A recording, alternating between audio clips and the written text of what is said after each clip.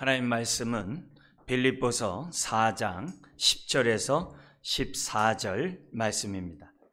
신약 323페이지 우리 4장 10절에서 14절 말씀 우리 한 절씩 교도하도록 하겠습니다. 내가 주 안에서 크게 기뻐함은 너희가 나를 생각하던 것이 이제 다시 싹이 남이니 너희가 또한 이를 위하여 생각은 하였으나 기회가 없었느니라. 내가 궁핍 밤으로 말하는 것이 아니니라. 어떠한 형편에든지 나는 자족하기를 배웠노니 나는 미천에 처할 줄도 알고 풍부에 처할 줄도 알아. 모든 일 곧 배부름과 배고픔과 풍부와 궁핍에도 처할 줄 아는 일체의 비결을 배웠노라. 내게 능력 주시는 자 안에서 내가 모든 것을 할 수 있느니라. 같이요. 그러나 너희가 내 괴로움에 함께 참여하였으니 잘하였도다. 아멘. 우리는 지금 흔들리는 이 세상 속에서 어떻게 하면 기쁨의 삶을 살아갈 수 있을까? 빌립보서의 말씀을 통해 하나님의 교훈의 말씀을 듣고 있습니다. 오늘은 8번째로 자족하기를 배움으로 기쁨을 누리자라는 주제의 말씀을 나누고자 합니다. 우리는 앞에서 4장 1절에서부터 9절을 통하여 주 안에 설 때 기쁨이 있다라는 말씀을 배웠습니다. 오늘 이 4장 10절에서부터 20절까지는 빌립보 교회가 바울에게 선교비를 보내준 그 은혜에 감사해서 영수증처럼 감사의 내용을 표현한 것이 10절부터 20절입니다. 그러나 이런 감사를 표현한 이 내용 속에 우리는 두 가지 매우 귀중한 교훈을 얻을 수가 있습니다. 주 안에서 굳게 선 자는 첫 번째로 자족하는 삶을 살 수 있고, 두 번째로 선교적 삶을 살아갈 수 있다고 하는 그 교훈을 선교비를 보낸 그 감사 내용에서 우리는 찾을 수가 있습니다.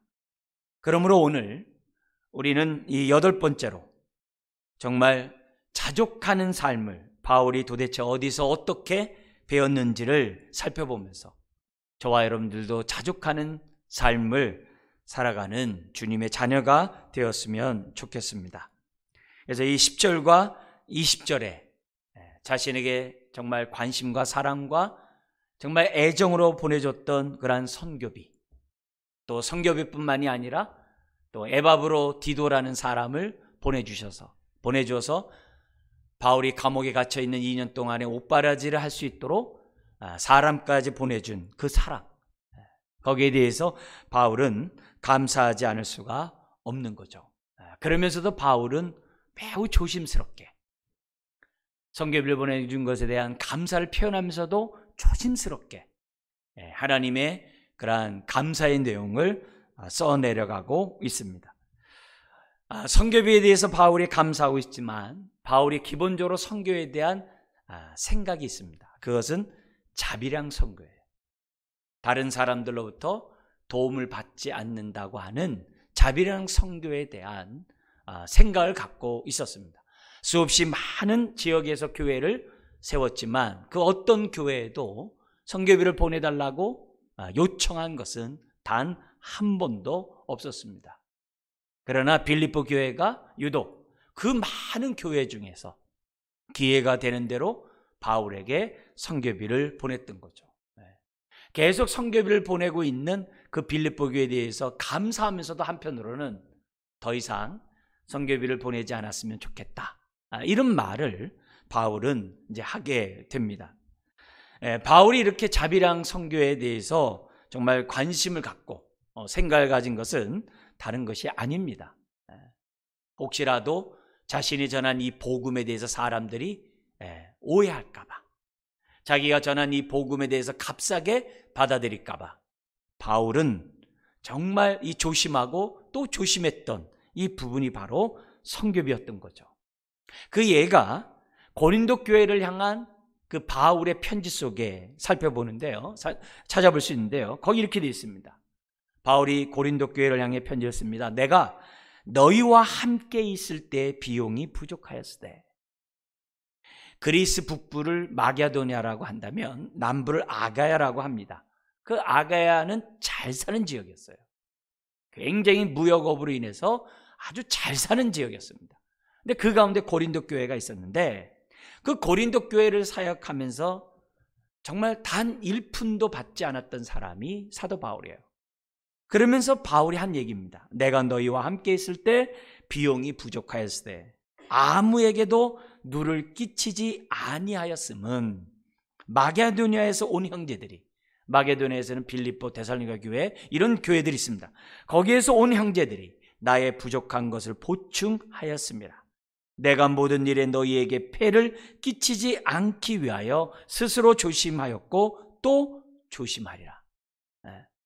바울은 성교비에 대한 이 부분에 대해서는 굉장히 조심했어요. 왜 그러냐면 그 당시에 많은 철학자들이 이 도시 저 도시를 다니면서 철학 강연을 하고 강연료를 받았어요. 강연료를 받았어요. 그래서 바울이 복음을 전할 때 혹시라도 사람들이 다른 사상을 전하는가 보다 라고 착각할까 봐 바울은 행동에서조차도 강연료를 받지 않았던 거죠. 그것뿐만이 아니라 데살로니가 교회를 향한 바울의 편지를 보면 우리가 유추할 수 있는 대목이 있습니다. 그거는 바울이 사도직을 빌미로 돈을 거둬들이고 있다는 거예요. 착복하고 있다라고 하는, 탐심의 탈을 쓴 사람이라고 하는 그런 비판이 교회들 가운데 있었다는 거예요. 아니면 교회 안에 들어온 특별히 그 율법주의자들, 그 유대인들이 이런 정말 잘못된 부정적인 소문을 퍼뜨림으로 바울이 전한 이 복음에 방해를 했던 그런 사람들이 교회 안에 있었다는 거죠. 그래서 데살로니가 전서 2장 이하에 보면 5절 이하에 보면 이런 말씀이 있어요. 너희도 알거니와, 이제 편지를 쓴 내용입니다. 우리가 아무 때에도 아첨하는 말이나 탐심의 탈을 쓰지 아니한 것을 하나님이 증언하시니라. 증언하시니라. 탐심의 탈을 쓴 적이 없다는 거예요. 더구나 데살로니가 교회에서는 짧은 기간 있다가 핍박을 받아서 남쪽으로 내려오거든요. 이 아테네 고린도 쪽으로 내려오거든요. 그 핍박을 피해 가는 그 바울을 향해서 그 율법주의자들이, 유대인들이 비판하는 거죠. 여기서 아마 정말 자기가 필요한 여비를 얻고 지금 도망갔을 것이다. 그런 소문이 듣자 바울은 나 탐심의 탈 쓰지 않았다. 그러면서 뭐라고 그러냐면은 데살로니가 형제들아, 우리의 수고와 애쓴 것을 너희가 기억하리니 너희 아무에게도 폐를 끼치지 아니하려고 밤낮으로 일하면서 너희에게 하나님의 복음을 전하였노라. 바울은 텐트를 만드는 직업을 갖고 있었어요. 그의 아버지가 로마 군대에게 텐트, 천막을 이렇게 납품함으로 그 공덕이 인정받아 그의 집안이 로마 시민권을 받게 되는 그런 혜택을 받았던 그 집안이 바울의 집안이었어요. 그래서 바울은 천막을 만들 수 있는 그러한 기술이 있기 때문에 그는 가는 곳마다 일을 했던 거죠. 여러분도 잘 알다시피 우리 터키 지역이나, 이제 성경에서는 아시아라고 이제 표현되어 있죠. 터키 지역이나 그리스 지역이나 심지어는 서쪽에 로마 지역에 있는 그런 브리스길라와 아굴라라는 그 부부가 있습니다. 이 사업가예요. 이 사업가인 이 사람을 만날 수 있었던 것도 다른 게 아니라 바울이 일자리를 찾다가 그 집안에 들어가서 밤낮으로 일했던 경험이 성경에 나오거든요. 고린도 교회에서도 마찬가지예요. 또 데살로니가 교회에서도 마찬가지예요. 그는 밤낮으로 일하면서 사람들에게 부담을 주지 않으려고 하는, 혹시라도 복음에 대해서 조금이라도 누가 되지 않으려고 그는 자비량 선교를 생각했던 사람이라는 것을 우리는 성경을 통해 알 수 있습니다. 자, 이런 배경 속에서 지금 뭐냐면 선교비를 계속 보내주고 있는 거예요. 빌립보 교회가. 자기는 자비랑 선교를 원칙으로 하고 있는데 계속 보내주니까 감사하잖아요. 그죠? 그러니까 거기에 대한 표현을 하지 않을 수가 없는 거죠. 왜요? 영수증적인, 왜냐하면 도중에 성교비가 어디로 없어질 수 있잖아요. 몇 번 받았다고 잘 받았다고 하는 그 표현을 바울은 하지 않을 수가 없는 거죠. 이제 그런 가운데 10절부터 20절이 쓰여졌다는 이 배경을 기억하고 오늘 우리에게 주어지는 정말 자족하는 그 삶을 배움으로 기뻐하는 삶이 어떤 것인지 오늘 우리가 이 본문을 통해서 우리가 살펴보기를 원합니다. 10절 우리 같이 한번 읽겠습니다. 내가 주 안에서 크게 기뻐함은 너희가 나를 생각하던 것이 이제 다시 싹이 나매니 너희가 또한 이를 위하여 생각은 하였으나 기회가 없었느니라. 바울은 빌립보 교회가 자기에게 애정과 사랑과 관심을 보여준 그것에 대해서 감사했어요. 근데 감사한데 물질 때문에 감사하다라고 얘기하지 아니하고 내가 주 안에서 크게 기뻐한다라고 말을 해요. 그래서 뭐라고 하냐면은 너희들이 나에게 기회가 있을 때마다 선교비를 보내주려고 했는데 기회가 없었다는 거예요. 근데 기회가 왔다는 거죠. 왜 그러냐? 바울이 이 도시 저 도시를 다니다 보니까 선교비를 전달할 수가 없는 거예요. 네. 그리고 항상 바울을 죽이려고 하는 사람들이 도시마다 있었기 때문에 바울의 그러한 위치를 갖다가 노출시킬 수가 없는 거예요. 그런데 빌립보 교회에게 소식이 들은 거예요. 로마 감옥에 갇혀 있다는 거예요. 그러니까 갇혀 있다는 소식을 듣자마자 빌립보 교회는 에바브로디도를 통해서 선교비를 보낸 거예요. 그리고 옷바라지를 하라고 에바브로디도까지 보낸 거예요. 네. 이런 모습에 대해서 바울이 어찌 감사함을 표현하지 않을 수 있겠냐요. 자, 그런데 바울은 11절에서 의미심장한 그런 말을 합니다. 뭐라 하냐면은 내가 궁핍함으로 말한 것이 아니니라 라고 얘기를 해요. 네. 지금 바울이 정말 크게 기뻐하는 이것, 정말 너에게 감사를 표현한 이것이 내가 혹시라도 계속 선교비를 보내달라, 네.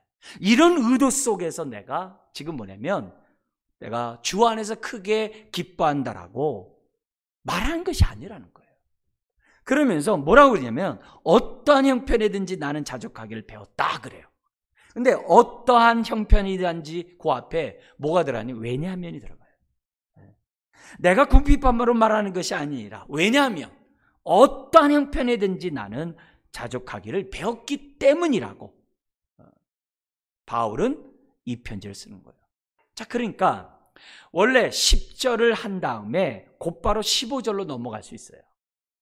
11절부터 14절까지 오늘 우리가 보고자 하는 이 말씀을 하지 아니하고 넘어갈 수 있어요. 참으로 선교비를 보내주셔서 감사하다. 계속 하나님이 여러분들에게 영육간의 풍성한 축복을 내려주셔서 계속 복음과 하나님 나라를 위해서 열심히 살아가기 바란다.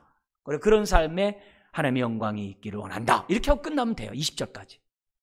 그런데 바울이 누굽니까?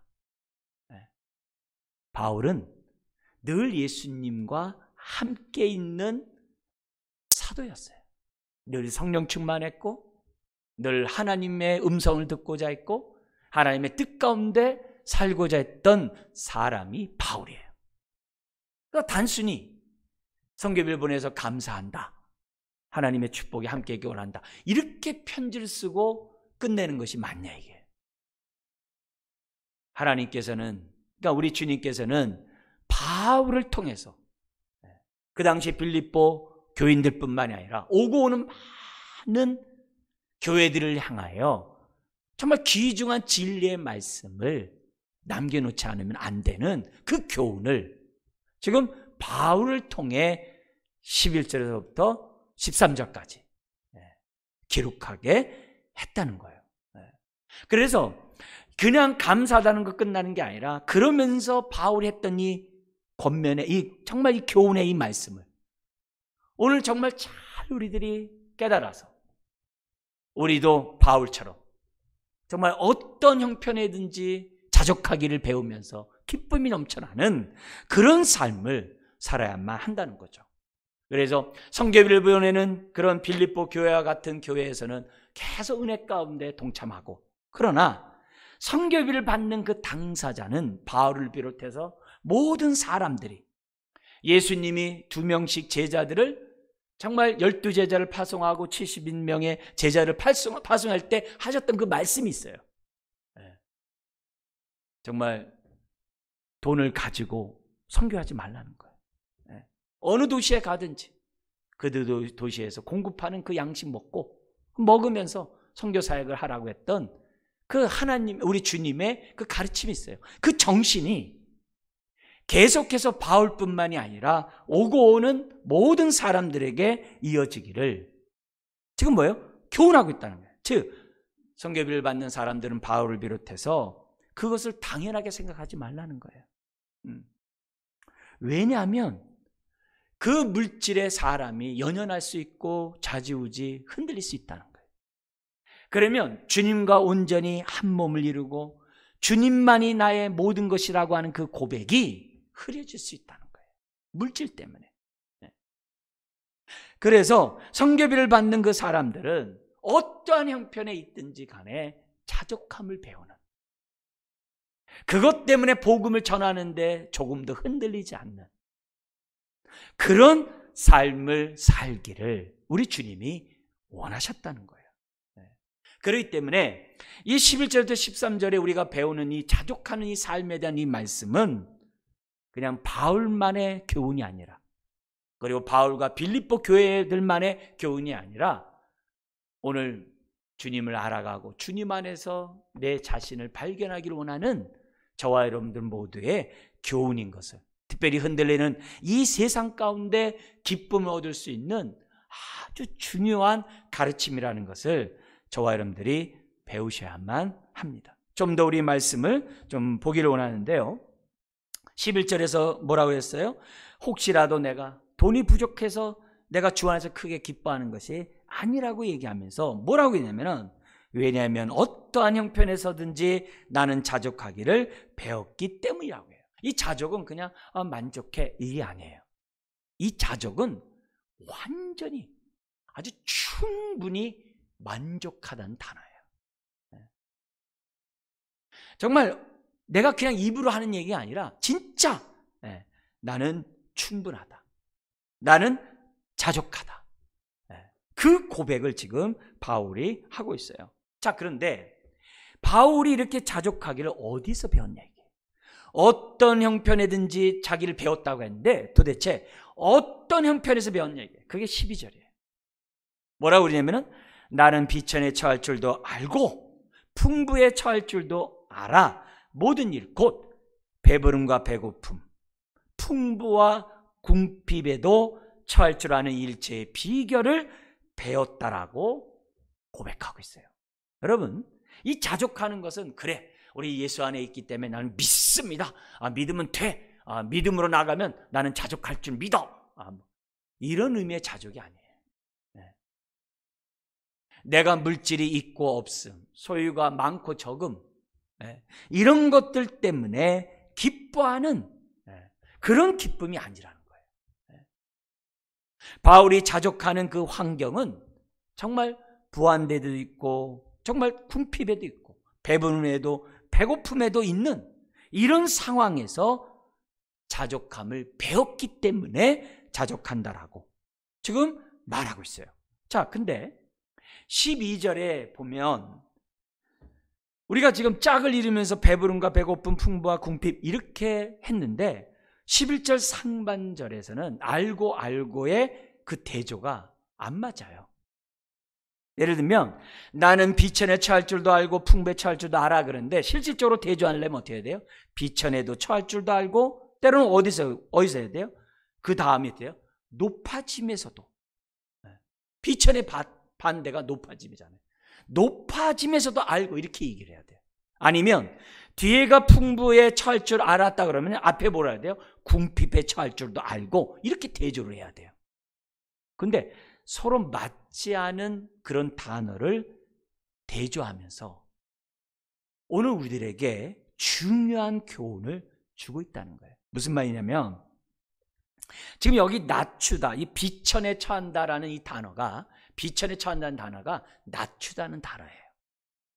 빌립보서 2장 8절에 예수님이 저 높고 높은 보좌에서 육신의 몸을 입고 이 낮고 낮은 이 땅까지 낮추실 뿐만이 아니라 죽기까지 복종했다라고 말씀했는데 거기에 자기를 낮추시고라는 단어가 이 비천이라는 단어예요. 똑같은 성경에서 하나는 낮추시고고 하나는 비천으로 번역을 했어요. 같은 말이에요. 그러면 바울이 왜 비천에 처할 줄도 알고라는 단어를 왜 썼냐 이게. 그게 다른 게 아니라 2장에서처럼 바울은 그리스도의 마음을 품고 살고자 했다는 거예요. 바울은 항상 그리스도를 닮고자 했다는 거예요. 그리스도를 알아가면 알아갈수록 그리스도의 마음을 알아가고 그리스도의 마음을 품을 수 있다라고 바울은 깨달았거든요. 그래서 그리스도를 닮고자 하는 바울은 뭐까지 닮고자 하는 거예요? 우리 주님의 낮아짐까지 배우기를 원했다는 거예요. 그래서 바울이 예수 그리스도를 믿고 난 삶을 보면 사실 풍부하고 부유하기보다는 맨 헐벗고 굶주리고 매맞고 옥에 갇히고 죽을 고비를 넘기는 정말 고난의 그 자체였어요. 배고픔의 그 자체였어요. 기근의 그 자체였어요. 우리는 그것을 고린도 후서를 보면 1장에서부터 13장까지 나와 있는 내용을 보면 우리는 알 수가 있어요. 그런데 오늘 본문에서 그러잖아요. 배부름과 배고픔과 풍부와 궁핍. 배고픔과 궁핍이 바울의 선교의 삶이었어요. 그런데 바울은 배고픔과 궁핍의 그 삶을 무슨 기회로 삼았느냐? 주님처럼 낮아짐의 기회로 삼았다는 거예요. 왜요? 궁핍해 보세요. 배고파 보세요. 사람들로부터 무시를 당하거든요. 사람들에게 관심을 받지 못하거든요. 뭔가 부하고 있고 이래야 사람들이 와 쳐다보지. 바울과 같이 정말 거지처럼 살아가는데, 바울처럼 그렇게 배고픈 가운데 살아가는데 누가 관심 갖겠어요? 근데 바울은 이런 상황에서 주님의 낮아짐을 본 거예요. 야, 우리 주님은 저 영광의 보좌에서 이 낮고 낮은 이 땅까지 낮아지셨는데, 그리고 죽기까지 낮아지셨는데, 내가 이 배고픔 때문에 괴로워하고 배고픔 때문에 원망하고 배고픔 때문에 내가 복음에 합당한 삶을 살아가지 않는다고 한다면 이것이 어찌 그리스도의 마음을 품은 자냐 이게요. 아니라는 거죠. 낮아짐의 그리스도의 그 마음.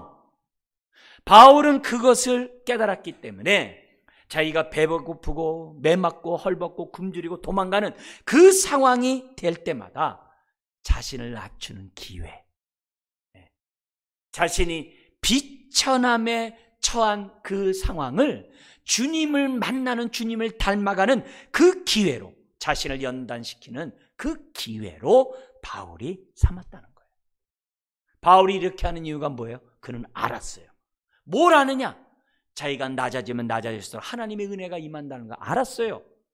자기가 낮아지면 낮아질수록 하나님의 족한 은혜가 자신에게 임한다는 것을 바울은 체험했어요. 그러니까 바울은 어떻게 돼요? 굶주리고 배고플 때마다 오히려 뭐예요? 하나님의 풍성한 은혜 가운데 거할 수 있는 기회를 얻게 되었다는 거예요. 그래서 고린도 후서의 말씀 오늘 좀 많이 하겠는데요. 그 고린도 후서에서 바울은 이 얘기를 이렇게 고백을 해요. 4장 11절에는 뭐라고 그러냐면은, 우리 살아있는 자가 항상 예수를 위하여 죽음에 넘겨짐은, 우리가 날마다 죽는 이유는, 그리스도를 위하여 내 삶을 던짐은 예수의 생명이 또한 우리 죽을 육체에 나타나게 하려 함이라. 이렇게 고백했어요.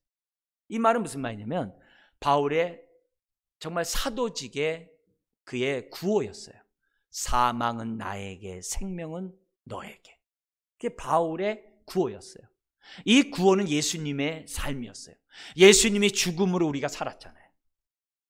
예수님의 십자가의 죽음으로 우리가 나음을 입었잖아요. 그래서 바울도 예수님처럼 자신을 죽음에 넘겨줌으로 빌립보 교회가 정말 살아나기를 원했고, 자기를 만나는 사람들이 구원을 받기를 바울은 원했다는 거예요. 그래서 사망은 나에게, 생명은 너에게. 그게 바울이에요. 그래서 바울이 이런 정말 이 죽음의 고통의 이런 삶에 있을 때마다 바울은 오히려 여기서 감사하고 기뻐하고, 오히려 이런 가운데 주의 복음을 위해 살아가면 사람들에게 어떻게 돼요? 와, 복음이 정말 능력이 있나 보다. 복음이 정말 살아있나 보다. 야, 복음은 정말 복음인가 보다. 사람들이 그렇게 생각한다는 거예요. 그래서 바울은 항상 자기를 갖다 죽음에 넘겨줬다. 그 죽음에 넘겨주는 그 말씀을 고린도서 6장 4절 이하에 이렇게 표현했어요. 죽음에 자신을 넘겨주는 이렇게 표현합니다. 오직 모든 일에 하나님의 일꾼으로 자천하여 자기가 어떻게 살았냐면은 많이 견디는 것과 환난과 궁핍과 고난과 매맞음과 갇힘과 난동과 수고로움과 자지 못함과 먹지 못함 가운데서도, 그 자기가 죽음에 넘겨진 그 모습을 좀 풀어놓은 거예요. 그런 가운데서도 자기는 어떻게 돼요? 복음을 위해 살았다는 거예요.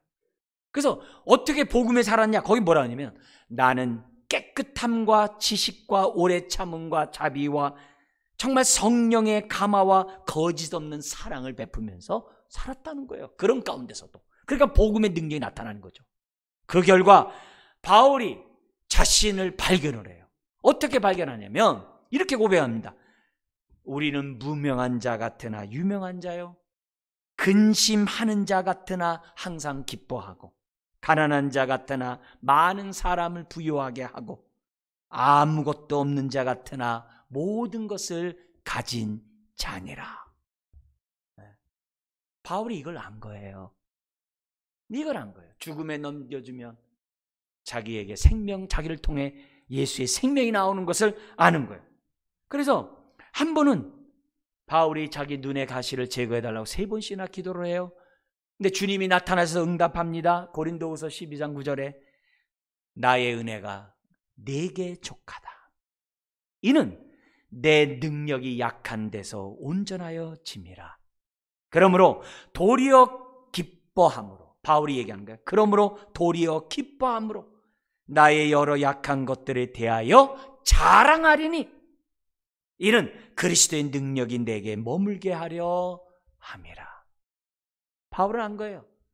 약할 때에도 원망불평하는 것이 아니라 그때 주님만 바라보면 주님의 능력이 나에게 오히려 머물게 된다는 사실을 바울은 깨달았던 거예요. 그러니까 오늘 이 12절에 자기가 배고프고 궁핍에 처하는 이 상황에서 자기가 어떻게 돼요? 자기는 비천에 처하는 기회로 삼는 거예요. 주님처럼 낮아지는 기회로 삼았다는 거예요. 그러니까 바울은 비천에 처한 그 상황이 어떻게 돼요? 감사가 되는 거죠. 기뻐하는 거죠. 왜요? 비천함으로 하나님의 은혜를 더 받으니까, 하나님의 능력을 더 덧입으니까, 나를 통해서 예수의 생명이 더 드러나니까 바울은 어떻게 돼요? 가난한 것이 문제가 되질 않아요. 배고픈 상황이 문제가 되지 않아요. 남들이 무시하는 비천의 상황이 나에게는 아무런 문제가 되지 않는다는 것을 알았어요. 그리고 배웠던 거예요. 반대도 마찬가지예요. 비천의 반대는 높아지는데 여기는 풍부해요. 왜요? 높아지면 풍부하죠, 모든 게. 근데 이 풍부하다고 해서 이 풍부가 하나님의 은혜를 더디는데 반대가 안 돼요. 자기가 풍부하다고 교만하지가 않아요. 왜요? 이미 바울은 예수 믿기 전에 풍부했어요. 그의 아버지가 부자였잖아요. 그래서 그 다소라는 그 터키 지역에서 예루살렘까지 유학까지 오는 바울이었거든요. 가말리엘 문화에서 수련을 받을 정도로 부자였거든요. 그리고 로마 시민권까지 갖고 있었거든요. 그리고 바리새인이었거든요. 존경을 받는 바리새인이었단 말이에요. 모든 부분에서 자랑할 것이 많은 사람이에요. 근데 빌립보서 3장에서 뭐라고 그래요? 그것이 나를 교만하게 만들었고, 그것이 나로 하여금 예수를 알지 못하도록 만들었고, 그것이 하나님의 은혜를 누리지 못하게 방해했다는 거예요. 해가 됐다는 거예요. 그래서 자기는 배설물처럼 버렸다 그랬어요. 그러니까 바울은 물질적으로나 이런 것들이 육적인 세상적인 것 풍부한 것이 아무런 자기에게 영향을 미치질 않아요. 네. 오히려 풍부하더라도 자기는 어떻게 돼요? 더욱더 주님만 바라보고 복의 통로로서 그냥 흘려보내면 되는 거예요. 보다 더 효과적으로 복음을 위해 사역하면 되는 거예요. 바울의 일련의 이 모든 것들, 부한 것도 바울에게는 해가 되지가 않는 거예요. 네, 해가 되지 않아요. 오히려 그는 주님을 만남으로 신령한 복을 체험했죠. 그래서 빌립보 교회에게 이 풍부함에 대한 단어를 많이 해요. 빌립보 교회만이 아니라 바울서지 보면 많아요. 우리 성경에도 보면 1장 9절에 보면 바울이 빌립보 교회를 위한 기도 내용이 있어요. 그 기도 내용에 이 단어를 사용해요. 내가 기도하노라 너희 사랑을, 빌립보의 그 사랑 있잖아요, 지식과 모든 총명으로 점점 더 풍성하게 하사, 그 사랑이 더 넘쳐나기를 원하도록 기도한대요. 이 풍성, 그 사랑이 더 풍성하기를 기도하고 있어요. 왜요? 누리니까. 바울이 1장 26절에도 얘기합니다. 내가 빨리 석방되면 내가 빌립보 교회 방문하기 원한다. 왜냐? 내가 다시 너희와 같이 있으므로 그리스도 예수 안에서 너희 자랑이 나로 말미암아 풍성하게 하려 함이라. 그렇게 돼요. 무엇이 진정한 영적으로 풍성한 것인지 바울은 알았기 때문에 물질적으로 풍성하고 어떤 세상적으로 풍성한 것, 그건 아무런 영향력을 끼치지 않아요. 바울에게 중요한 것은 다른 거 없어요. 부하거나 가난하거나 힘들거나 어렵거나 건강하거나 병들었거나, 바울에게 중요한 것은 오직 예수님, 오직 예수님 한 분만이 바울에게 모든 거였어요. 가난하다고 우울하지 않았어요. 부자다고 우쭐대지 않았어요. 가난하면 가난한 대로 은혜를 받았고 부하면 부한 대로 은혜의 통로가 되었다는 거예요. 그러니까 바울은 어떠한 형편이든지 자족하는 일체의 비결을 배웠고, 오히려 그런 상황에서도 주를 아는 지식 속에 자라갔던 사람이 바울이었다는 것을 지금 어떻게 돼요? 고백을 통해서 우리에게 가르쳐 주는 거예요. 그러니까 이 편지를 받는 빌립보 교회들이나 오늘 예수 그리스도 안에서 굳게 서 있는 저와 여러분들은 뭘로 이어져야 된다는 거예요? 내가 정말 주님 안에서 굳게 서 있다고 한다면 어떤 형편에서도 저와 여러분들이 자족해야만 한다는 거예요.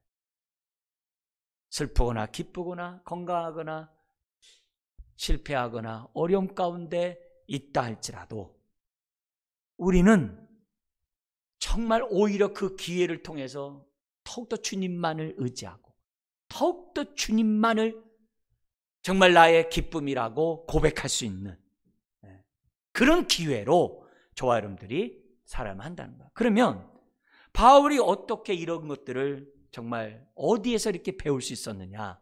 그게 13절이에요. 좀 더 우리 삶의 환경인데 그 삶은 어떤 환경이냐? 13절이 얘기를 합니다. 한번 읽어볼까요? 내게 능력 주시는 자 안에서 내가 모든 것을 할 수 있느니라. 바울이 이렇게 자족하는 삶을 살아갈 수 있었던 건 다른 게 아닙니다. 바울의 삶이 주님과 연합된 삶을 살았기 때문이라는 거예요. 항상 예수 안에 있기 때문에, 예수 안에 굳게 섰기 때문에 바울이 자족하는 삶을 살아갈 수가 있다는 거죠. 그러니까 바울은 어떻게 해야 돼요? 빌립보 성도들에게 주 안에 굳게 서라고 얘기하는 거예요. 그러면 자신처럼 너희들도 모든 것에, 거기 13절이잖아요. 내가 모든 것을 할 수 있느니라. 여기 모든 것이라는 것은 막 신유와 능력을 행한다 이런 단어가 아니라 배부름과 배고픔과 풍부와 궁핍에도 처할 줄 아는 일체의 비결을 배우는 가운데 어떻게 돼요? 자족하면서 살아갈 수 있다라고 13절에 말하고 있어요. 이 자족은 다른 데 있는 거 아니에요. 내게 능력 주시는 자 안에서. 능력 주신 자가 누구예요? 예수님이잖아요. 주님 안에서 내가 모든 것을 할 수 있다라고. 사랑하는 성도 여러분, 우리 한번 질문을 보겠어요. 예수 그리스도를 믿는다는 게 뭐예요? 주님이 내 안에, 내가 주님 안에 있는 거죠. 그 예수 믿는 거죠. 네? 주님이 내 안에, 내가 주님 안에. 그래서 우리는 늘 주의 말씀을 묵상하면서 주의 말씀에 따라 순종하면서 살고자 해요. 그래서 신앙생활은 주님과 연합이에요. 연합이에요. 그렇다고 한다면 가지가 나무에게 붙어 있으면 진액을 빨아들여서 열매를 맺듯이 오늘 예수 그리스도 안에 있다고 한다면 어떤 형편에서도 무슨 열매를 맺어야 돼요? 자족의 열매를 맺음으로 하나님께 영광을 올려드려야만 한다는 거죠. 바울은 고린도후서 12장 10절에서도 이런 얘기를 합니다. 내가 능력과 궁핍과 박해와 공고를 기뻐한대요. 내가 그리스도를 위하여 약한 것과 능력과 궁핍과 박해와 공고를 기뻐한대요. 왜냐? 내가 약한 그때 강함이라. 여러분, 주님과 연합된 사람은 지금 있는 이 형편이 문제가 되지 않는다는 거예요. 주님과 연합된 이 사람은 소유가 많고 적네, 지위가 높고 낮네, 내 형편이 좋네, 안 풀리네, 병이 들었네, 안 들었네, 이런 게 문제가 되지 않는다는 거예요. 이러면 이럴수록 저러면 저럴수록 더욱더 우리가 어떻게 돼요? 가지는 나무에 붙어 있듯이 주님께 온전히 나아갈 수 있는 기회가 된다는 거죠. 바울이 그러니까 10절에 내가 주 안에서 크게 기뻐함은 성교 빚 때문이 아니라 복음이 그들의 삶을 바꿔놓게 한 그 은혜 때문에 감사한 거죠. 빌립보 교회는 가난한 교회라고 그랬어요. 근데 예루살렘을 위해 구제비를 힘써 보냈던 교회였고, 다른 교회와 달리 바울이 선교할 때 선교에 집중할 수 있도록 선교비를 보냈던 교회가 빌립보 교회예요. 바로 그런 마음.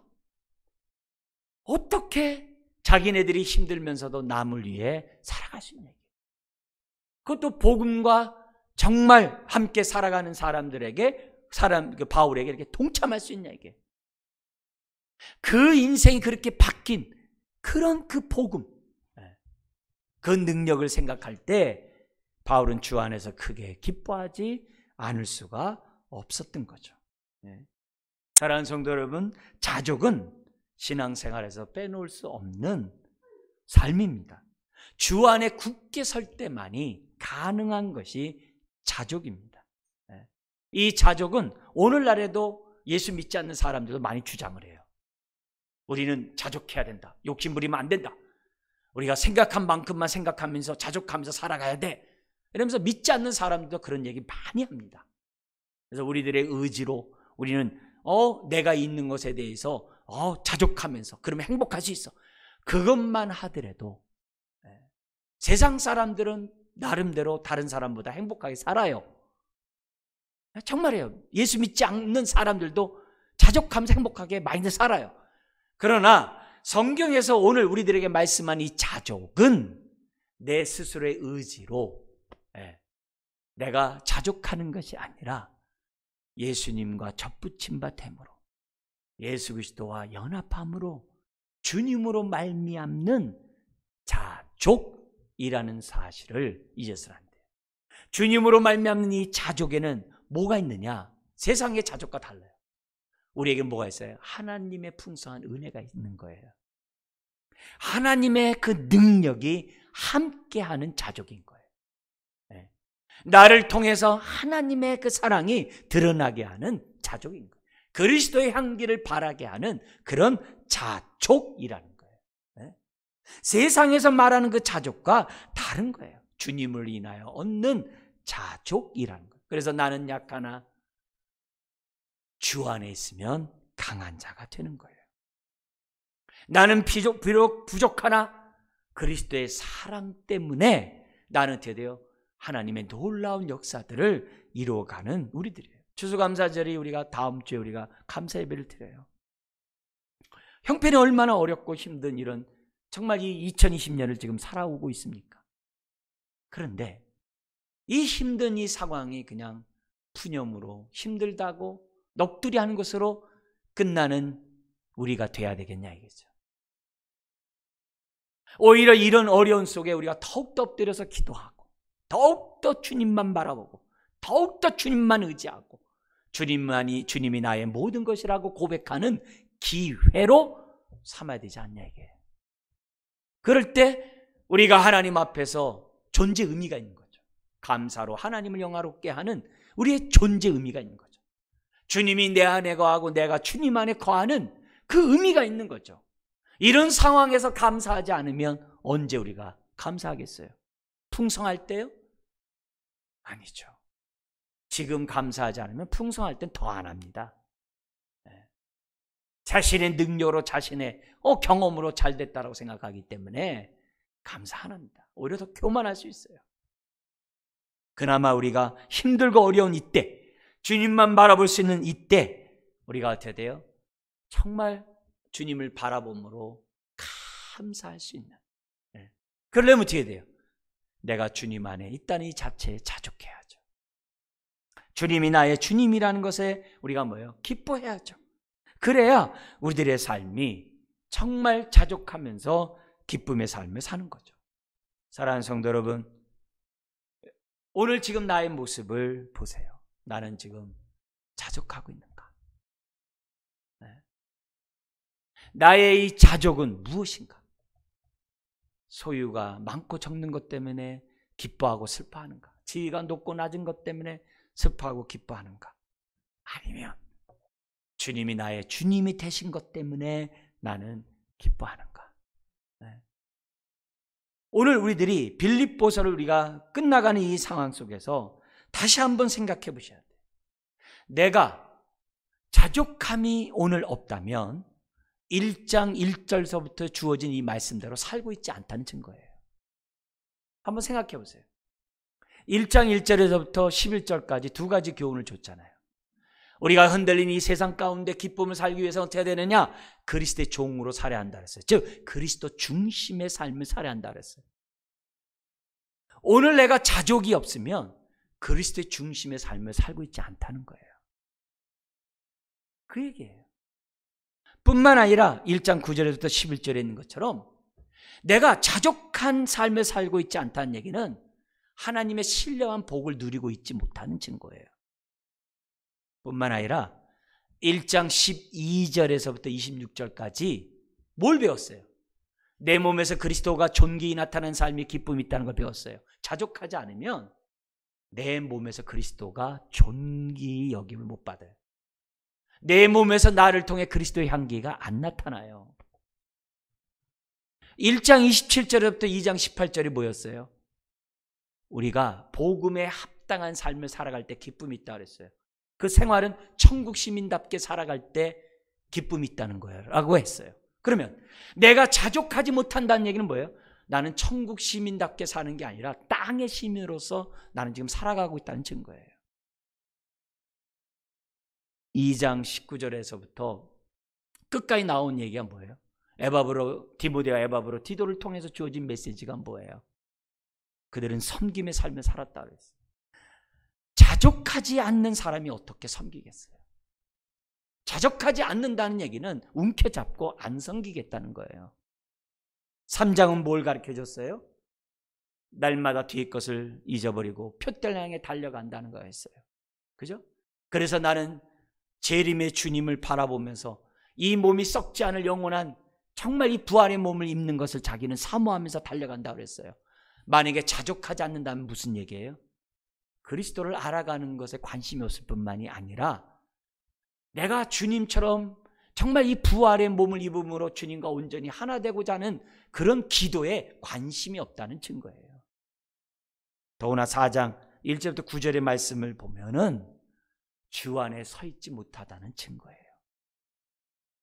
그런 의미에서 오늘 우리들이 마무리하는 이 빌립보서의 이 말씀 속에서 우리 주님은 바울을 통해 우리들에게 말씀하는 거예요.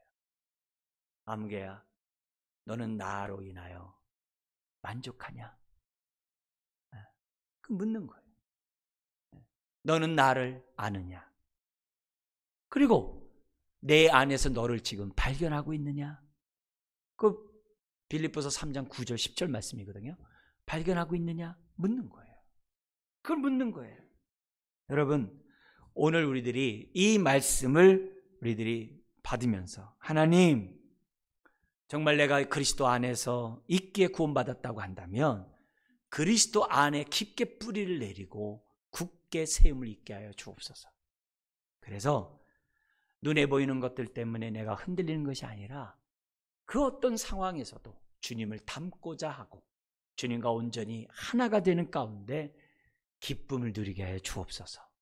더욱더 풍성한 은혜, 더욱더 하나님의 그 크신 능력, 내 삶에 머무는 그런 삶 살게 하여 주옵소서. 우리 기도하는 저와 여러분 되시길 주의 이름으로 축원합니다. 기도하겠습니다. 하나님 아버지, 세상 사람들처럼 불만족에 살아감으로 죽음에 이르는 병에 걸리는 것이 아니라 아버지 하나님, 내 안에 있는 탐심을 죽이는 가운데 예수님 한 분만으로 만족하며 살아가는 인생들 되게 하여 주옵소서. 주님 안에 온전히 거함으로, 주님과 온전히 연합됨으로, 주님과 함께 세례를 받은 자로서 날마다 살아가게 하여 주옵시고, 그로 인하여 흔들리는 이 세상 속에 주님만 바라보며 기쁨을 누리며 살아가는 자녀들 되게 하여 주옵소서.